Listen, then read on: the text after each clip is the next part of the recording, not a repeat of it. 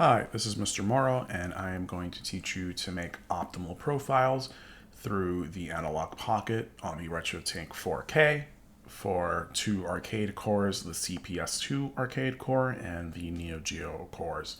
The RetroTINK-4K is an advanced scaler, so it's highly recommended that you go ahead and familiarize yourself with all of the options and the settings using the RetroTINK-4K wiki, and that will be linked in the description. If you so just so that you know, you do need the Analogue Pocket 2.0 update to use these because it finally unlocks integer scaling. But if you do not want to do that, if you don't want to go through this tutorial to learn how to make the different filters, you can go ahead and look up a profile. The Analogue Pocket profiles will be included in future SD cards. Only the Game Boy Advance and Game Boy Color profiles were included on launch because at the time Analogue had yet to update the Pocket, but you will be able to use all of these very, very soon. So with all of that, the only thing you need to do now is go ahead and open and turn on your Analogue Pocket and make sure that you are using Analogue OS 2.0. Okay, so the first core that we are going to take a look at today is the CPS2 core. This, you can find it usually in Arcade Multi, and these settings should work with both CPS1 and CPS2. I definitely know that they work for CPS2. CPS2 outputs everything at 384 by 224p. We're going to go ahead and take a look at Street Fighter Alpha 3 since that's pretty much the CPS2 game that appears in as many places as possible. Yeah, so I'm going to go ahead and show you this as soon as the core finishes loading.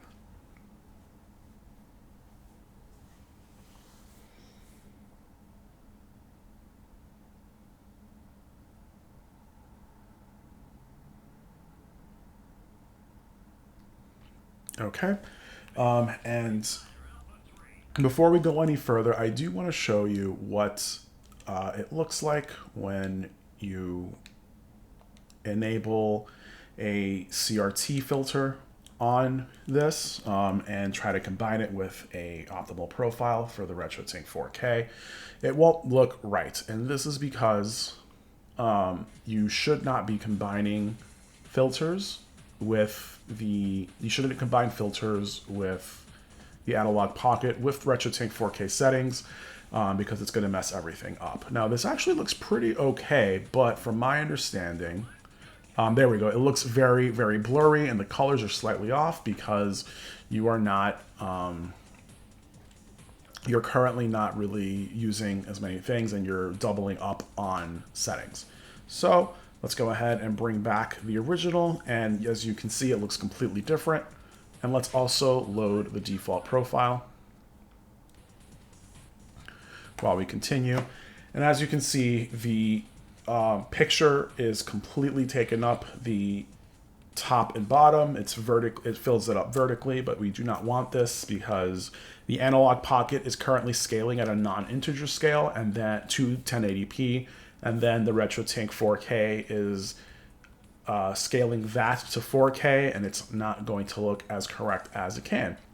So while Cody gets beaten up by Ken, I'm going to show you how to make sure that your profile is optimized. We're going to start with Analogue Pocket settings.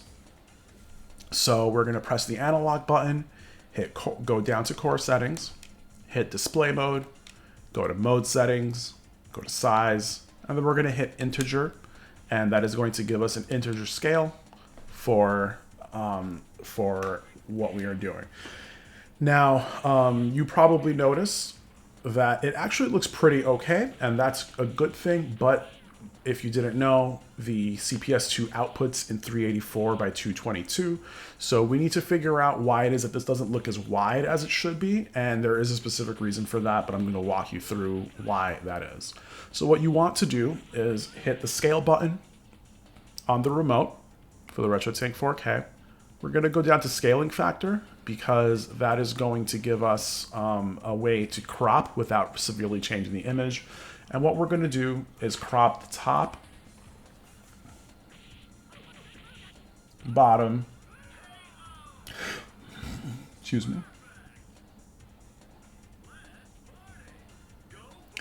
left side,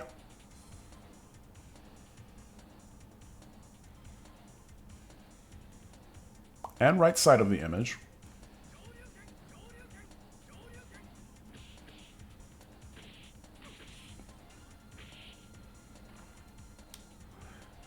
And once we hit the edges, we are going to see that it is currently 1152 by 896 resolution.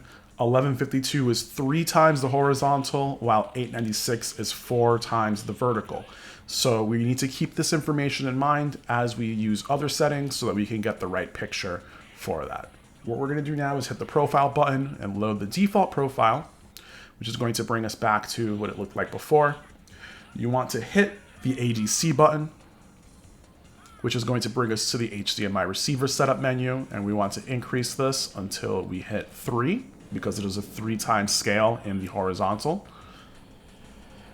Then we are going to go into we're going to hit the scale button, which brings us back to the scaling and crop menu, and we are going to go to the vertical prescale and increase that to 1/4, and because it is a 4 times scale in the vertical.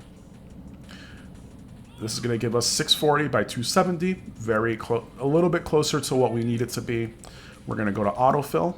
We're going to go to scaling mode in the same menu and change from autofill to autofill integer, and that is because it is we do need to crop this again so that we get something resembling the original resolution. So let's go ahead and do that.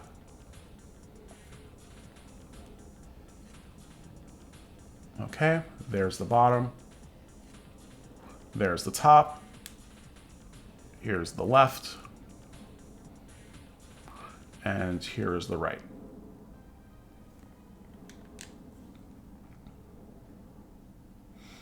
And when you hit the borders, we're going to go down to our scaling factors, and we can see that we've hit the 384 by 224 resolution, which gives us square pixels for the CPS2.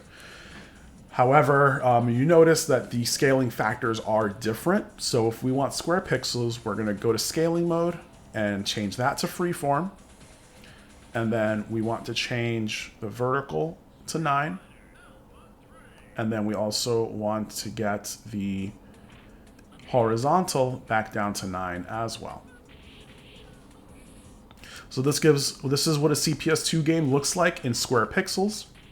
As you can see, it's extremely widescreen, but if you didn't know, the games are designed here and then they are scaled differently. So let's get this looking a little bit more like it would look on a CRT.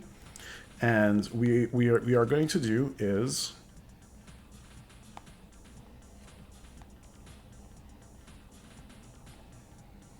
we are going to adjust the horizontal scaling factor. And you can do this one of 2 ways, but the correct way for CPS2 is to scale this down to 2650.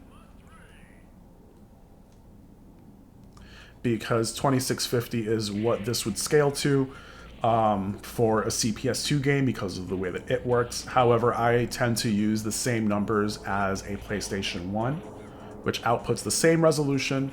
So I would actually increase the scale to 2630, decrease it to 2633 or 2634, just to keep it a little bit more consistent with how a PS1 and how it would look with other games that put out this resolution or other consoles that put out this resolution. But other than that, this is pretty much it when it comes to the way this game would look on a CRT, or would be scaled on a CRT. And we are done with the CPS2. So we can go ahead and move on to the other core. We're going to go ahead, press the profile button, load the default profile. And we are going to go into Open FPGA and load up a Neo Geo core. Now, you might be asking, why is this in console and not in arcade? And essentially, the Neo Geo machines are sort of the same machine, so you don't need to worry about.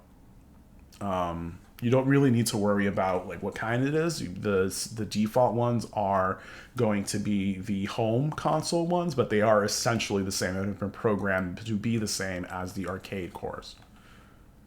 So, as we wait for this to show up, I do need to let you know one quirk about Neo Geo games is that all Neo Geo games are actually rendered in 320 by 224, but they have some games are artificially pillar boxed to run in 304 by 224. This means that the scaling is the same. It just has two pillars on the sides, and you will need to adjust for that, and I will teach you how to adjust for that on the Analogue Pocket. But essentially, when you do one calculation for CPS2, sorry, not for CPS2, for Neo Geo, it applies for both types of games. This game, the game that I'm currently showing you, is going to be in 304 by 224. So let's start a game. Mission 1, start.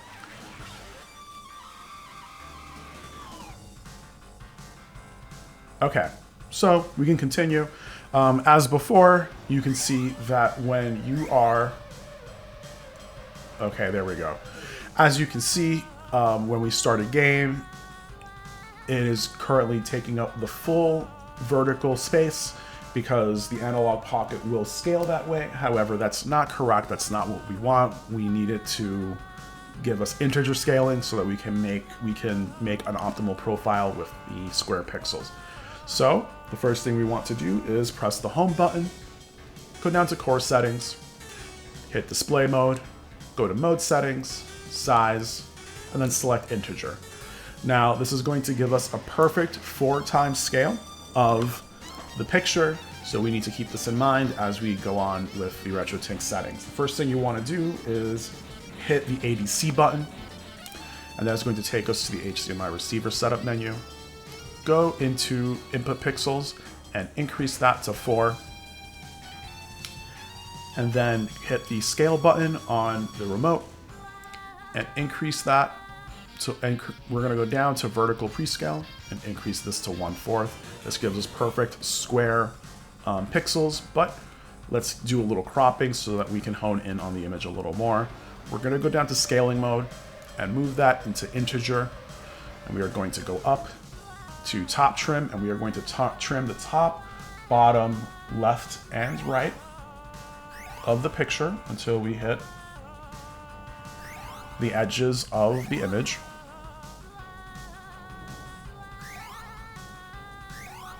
And now we have a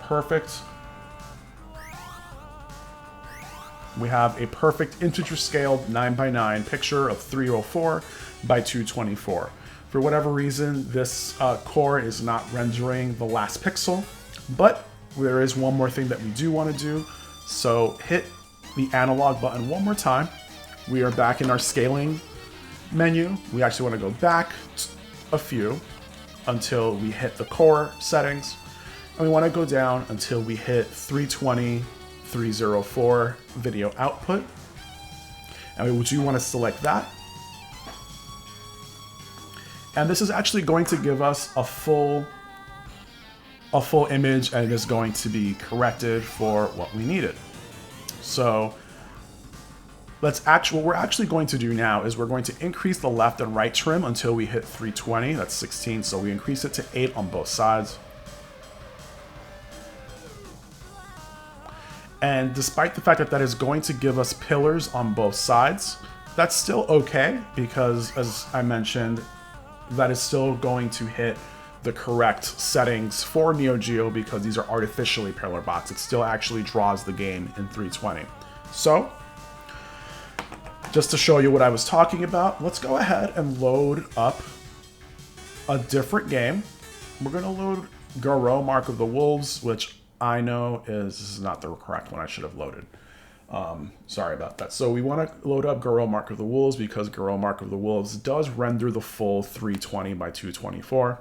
And you're going to see that the game does render the whole thing, even with the setting equipped.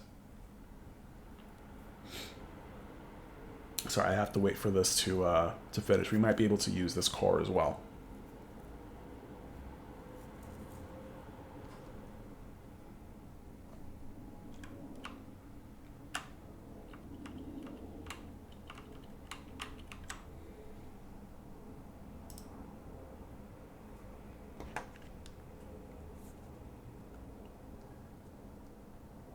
Is this still loading? Okay, yes it is.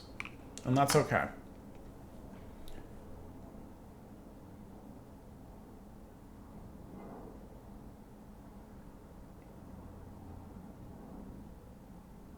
Okay, so this is finally loaded.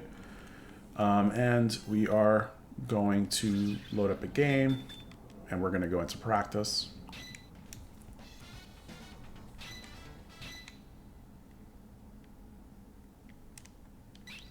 Great.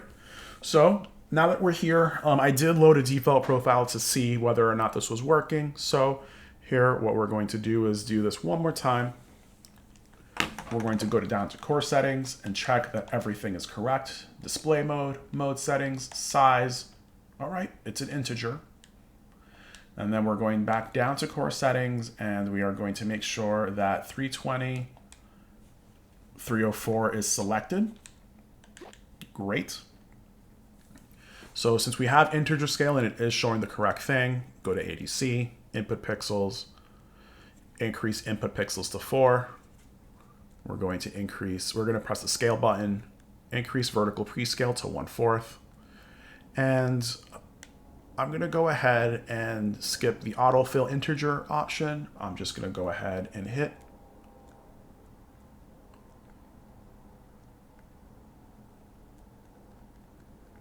this because I already know the numbers.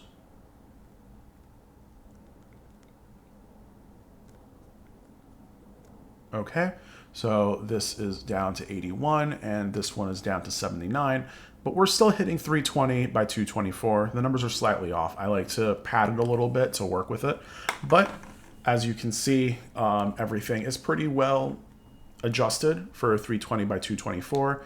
Now let's see what happens when we turn this option off. It is actually going to pillar box a little bit, but as you can see, we can pillar box this and it's going to show everything to a wider degree. So you're done with the Neo Geo core. At this point, what you might want to do is adjust this so it looks a little bit closer to what so that it may look a little bit closer to what the original resolution would look like. So let's go ahead and bring this down to 9 times integer scale. For the vertical, and then we are going to adjust 320 back down to 2633. And this is essentially what this game would look like on a CRT, or rather it would be the same aspect ratio as a CRT. I'm going to increase that to 2634. And that's it. At this point, you can change other settings, but this is sort of what that looks like. This is more akin to what the original thing would display on a CRT, and you can make adjustments to scan lines, and they would a little bit more correctly reflect how they would show in a CRT with the correct size. That is it for Analogue Pocket cores for the CPS2 and the Neo Geo. At this point, there is nothing left to really talk about. I've uploaded as many videos as I can, as many videos as I would like to for Analogue Pocket cores. So check those out for different home consoles, different portables, and different cores, and I will see you later.